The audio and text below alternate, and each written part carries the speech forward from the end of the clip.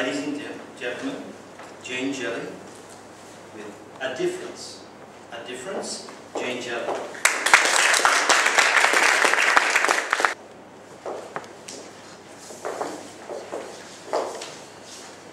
Do you think that one person can really make a difference? Yes. Well, I'm going to tell you a story of someone who I believe has made a difference. Now, my story starts with two ladies sitting in a hot spring, sipping champagne, chatting away merrily, oblivious to the natural disaster happening in the own backyard of Victoria. It was Black Saturday. When they finally heard the news, they were overcome with the feeling of how can they help? Unlike other disasters that happen far away, when you just write a check, this one was up the road, close and personal, in their community. And they needed to do something. Sometime later, one of those ladies, our very own Anne Harding, climbed into her car and drove up to the areas that were affected by the fires and made some contacts. Anne had an innovative idea. She wanted to give those ladies of those communities a few days of pampering. Now, somewhere safe, somewhere that they could escape to, somewhere where they could be nurtured, so that they'd be equipped to be able to give back to their families and communities. A retreat is what they needed. Now, setting up this retreat required some hard work. For some people, you would need business connections. For Anne, it was her connection with God that opened up all the doors. The organizing required some hard work. Going from shop to see if they would donate bread, meat, vegetables, champagne, flowers for the 3-day retreats, beautiful gowns and slippers, and quilts for the ladies to take home with them. Volunteer hairdressers, masseurs, and beauticians needed to be sourced. After all, what's a retreat without some pure, perfect pampering? The retreat was going to be held in an Anglican house in Cheltenham that had 10 bedrooms, kitchen, lovely lounges, beautiful gardens. An oasis for the ladies whose environment was a bare, barren basket case. Now, it was Anne's idea, but she couldn't possibly do all the work herself. So, through leadership and passion, she built a group of Christian women that helped her execute all that was required.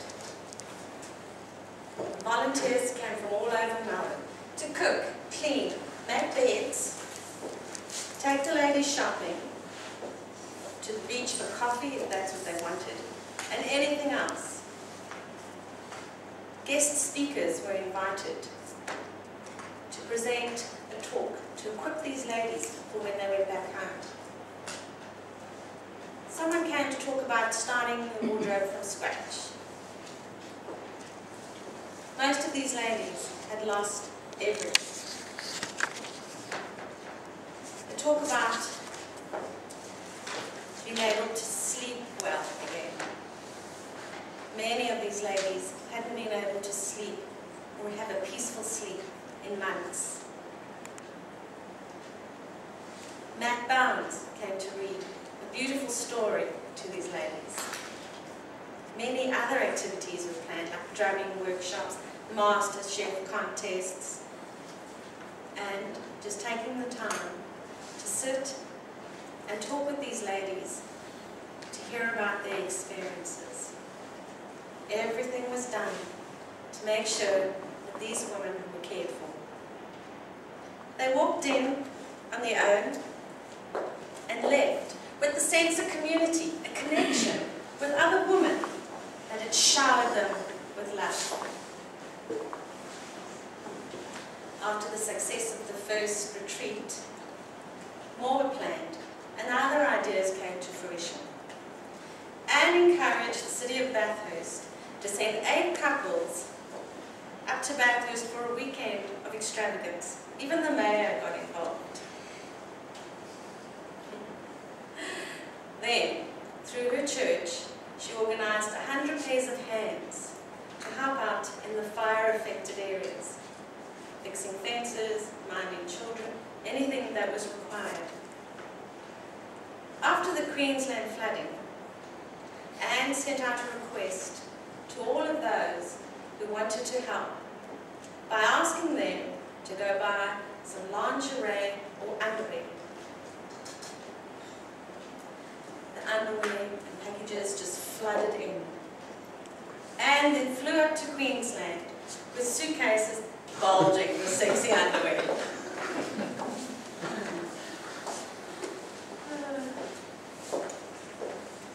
Doing all this good is admirable, but to make something that good last, especially since there's still plenty of women who need help and a very willing volunteer team, the idea of creating an incorporation called Creative Compassion happened. Creative Compassion for Women has 3 retreats planned just for this year. For the ladies from the Park River mining disasters from New Zealand, from the women affected by the floods up in Grantham and Queensland, and from Western Victoria. So, to answer my question, can one person really make a difference? Yes, I believe they can. And let me ask you, if any of you have a little seed inside of you that says, maybe I can make a difference, I challenge you, all of you, to give it a go. Because you never know what will happen